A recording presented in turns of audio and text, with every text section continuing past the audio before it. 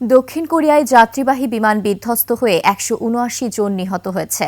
জীবিত উদ্ধার করা হয়েছে ২ জনকে। এ তথ্য নিশ্চিত করেছে বার্তা সংস্থা ইয়োনহাপ।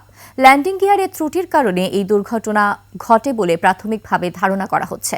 আফসানা নীলার ডেস্ক রিপোর্ট। সকালে পূর্ব এশিয়ার অন্যতম শহর মুয়ানের মুয়ান আন্তর্জাতিক বিমানবন্দরে অবতরণের সময় রানওয়ে থেকে ছিটকে পড়ে বিমানটি। এরপরই ভয়াবহ আগুন ধরে যায়। ১৭৫ যাত্রী ও ৬ জন ক্রু নিয়ে থাইল্যান্ড থেকে ফিরছিল জেজু এয়ারের বোয়িং 737 উড়োজাহাজটি। বিমান বিধ্বস্তের ঘটনায় এখনও উদ্ধার কাজ চলছে। ১৮১ জনের মধ্যে ২ জনকে জীবিত উদ্ধার করা হয়েছে। বার্তা সংস্থা ইয়োনহাপ এ তথ্য নিশ্চিত করেছে। একমাত্র ওয়ালটন এসি দিচ্ছে ১ বছরের রিপ্লেসমেন্ট গ্যারান্টি।